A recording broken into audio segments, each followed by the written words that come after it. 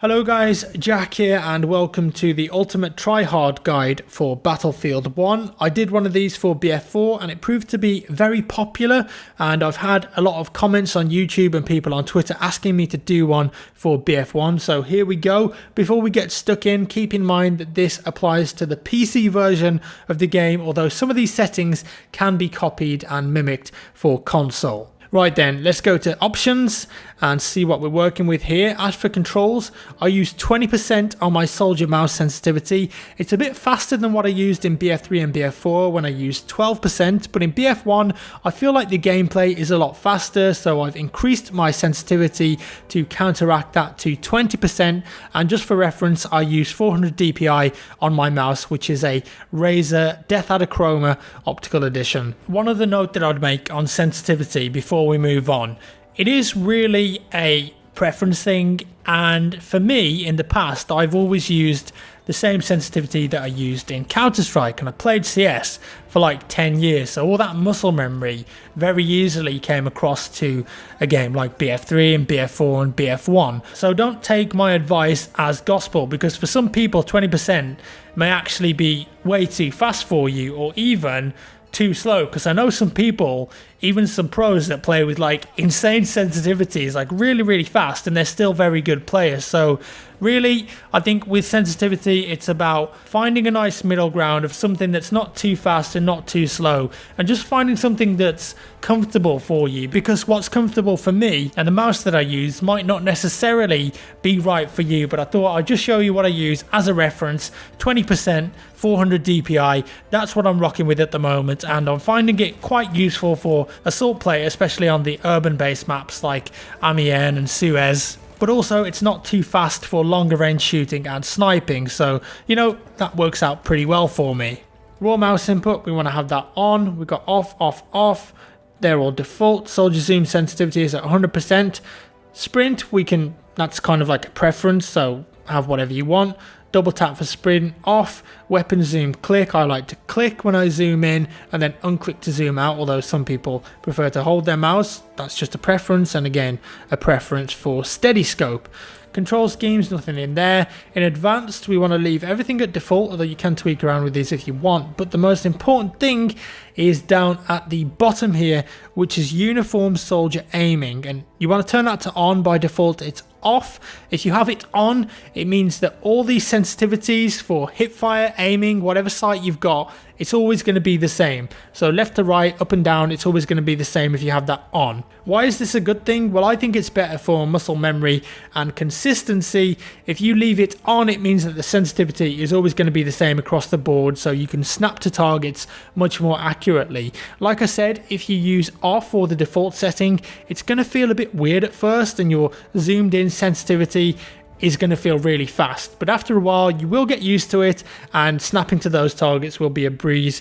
Leave the coefficient at 133%, that's the default value. Okay, back and into gameplay options now. Show HUD, obviously we want to show the HUD. Chat log, I like to hide that because it's distracting, it gets in the way.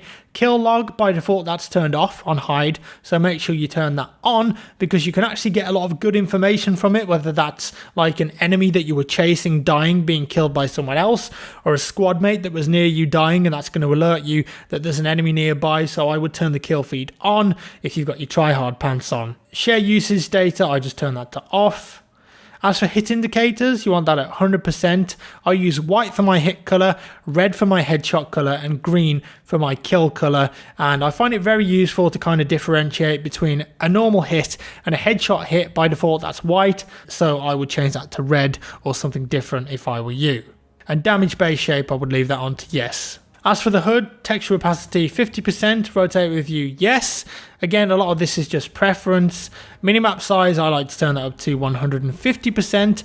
And then we've got some opacity options here. By default, I think these are like 80% or something like that. Friendly soldier, I've turned that down to 30, objective to 30, and the enemy soldier opacity, I've turned that up to 100%. So you can always see if a soldier is spotted or they've got that red outline around them. In the advanced options, a lot of this is preference, auto leaning. Some people like it off, some people like it on, but I do find that it's not really getting in the way in BF1, and you can actually use it to your advantage if you're just leaning out of the corner, kind of only exposing a bit of your body rather than completely sidestepping all the way. So I like to have that option and leave that on. Same for auto peek, auto deploy on the parachute as well. Reload hint, you can turn that off or on. I like to have it on. Hint system, I hide that because don't really need hints because I know a lot about the game already. Performance graph, hide. This one I would leave on because if anything happens like crazy in your game and you're recording, you can then upload that to YouTube, send it to DICE and EA, and they can see if there's anything going on with the game, like your connection or another problem, because those little things that come up in the corner of the screen here, I think it's over here actually, give some information as to what's gone wrong, and that can be very helpful with fixing bugs or helping to improve the game. We go back now into the audio options, master volume 100%, music, I turn that completely off, output configuration stereo, sound preset headphones because I'm using headphones. You can have all the Dolby stuff if you want, but I think that's more for like console in a cinema theatre room. Voice language English, my team speaks my language. Now I like to turn this on, by default it's off. If you want immersion I would leave it off because then the Ottoman soldiers will speak Turkish, the German soldiers will speak German, English and American soldiers will speak English but in their accents. If you leave it on, you'll tend to always have whatever you've set here, so that's English, so that means that you're going to get an American voiceover. I think it's an American voiceover for whatever team you're playing as. Game announcer voice, I think that's preference, but I turn mine off. Voiceover, leave that on. If your squad mates want to speak to you, you can adjust the volume there, and subtitles off. Video options, now we've got a lot of important stuff in here. Full screen mode, obviously that's the monitor that you're using. Now I'd be playing at the native resolution of your monitor, and obviously if you've got a high frequency monitor like 144Hz or 165Hz, make sure that you've got that set there because you're going to get a really smooth gaming experience, especially if you're getting 144 or more frames. Brightness, by default it's 50%. I wouldn't put this all the way to 100 because it looks really washed out. 50 is the default like I said, but I would go around with somewhere kind of in the middle, which means that those darker areas are going to be a bit brighter and you might be able to spot enemies a bit easier. Vertical sync, turn that off. Field of view, I like to play with horizontal 90, and the same for the field of view in third person for vehicles. So if you're in a tank, you can spot a lot of people that are around you, maybe like an assault player that's creeping up on you with dynamite or an AT grenade. You might not have spotted them if that was at a lower value. ADS field of view is a bit more complicated, but essentially it works like this. The default field of view in the game is around 55, and most players will change this to anywhere between 80 to 110. If you leave ADS field of view off, when you aim down the sights the game will massively zoom in because it's not taking into account your new field of view and is instead using the default of 55, which looks very zoomed in. If you turn this to on, then it takes into account your new FOV setting when you aim. Some people may like having it zoomed in like that, but it really makes the game quite jarring in my opinion, and if you're used to playing BF4, you'll want to have this set to on to make it feel a bit more normal and natural. Motion blur, turn that all the way off. Weapon depth of field off. If you have it on, it creates that horrible blurry effect when you aim down the sight. And colorblind mode, obviously that's if you're colorblind. Some people who aren't colorblind actually like to turn it on because they like the different colors, but I leave it off. In advanced settings, DX12 enabled, I turn that off even though I've got a DX12 graphics cards. There's been a lot of tests recently that's shown in like 99% of cases, DX11 will give you better performance. Resolution scale, 100%.